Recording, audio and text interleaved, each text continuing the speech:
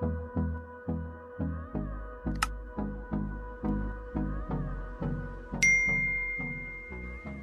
اللہ الرحمن الرحیم۔ میوزک موسیقی حرام ہے یا نہیں، اس کے بارے میں علماء کے دو گروہ ہیں۔ سب سے پہلا گروہ تو اس کی حرمت کا قائل ہے، اس کے جواز کا قائل نہیں، اور دوسرا گروہ اس کے موسیقی کے فی نفس ہی جائز ہونے کا قائل ہے، آگے جیسا وہ عمل ہوتا رہے گا ویسا اس پہ حکم لگتا رہے گا۔ پہلے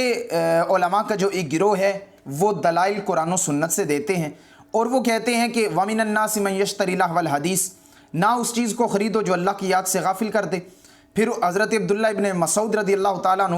وہ تو قسم کھا کے کہتے تھے کہ لہو الحدیث سے مراد گانا اور موسیقی ہے۔ پھر آگے جو دوسرا گروہ ہے جو فی نفس ہی اس کے جواز کا قائل ہے، ان کے نزدیک یہ ہے کہ موسیقی اور میوزک بذات خود یا فی نفس ہی وہ تو حرام نہیں ہے،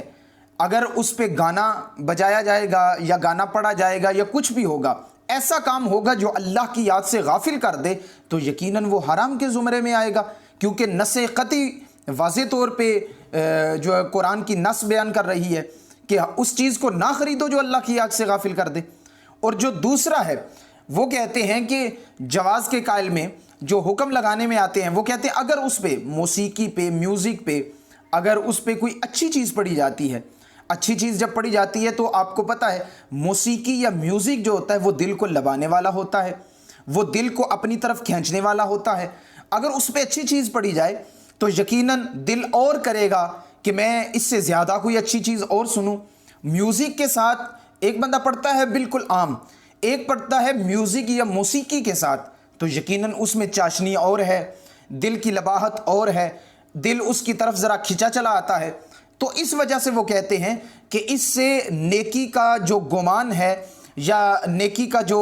آگے معاملات ہیں وہ اور زیادہ ہو جائیں گے، انسان اور کرتا جائے گا۔ لیکن اس کے بارے میں میری ناقص رائے یہ ہے کہ جب آپ اس چیز کی جانب جائیں گے تو یقیناً آپ بہت زیادہ آگے چلے جائیں گے۔ جب ایک چیز سد ذریعہ ہے یا سد ذرائع ہے، وہ سد ذرائع کا مطلب یہ ہے کہ شراب حرام ہے، اور کوئی بھی چیز ایسی چھوٹی چیز جو شراب کی جانب لے کے جانے والی ہو اس کو بھی فقہا نے حرام کہا ہے۔ تو اس لیے جب انسان ایسا کرتا رہتا ہے تو یقیناً جب موسیقی پہ یا میوزک پہ کوئی اچھی چیز سنتا ہے تو اس کا دل کرتا ہے کہ وہ بری، کیونکہ انسانی فطرت ہے کہ وہ بری چیز کی طرف زیادہ گامزن ہو جاتا ہے۔ تو اس لیے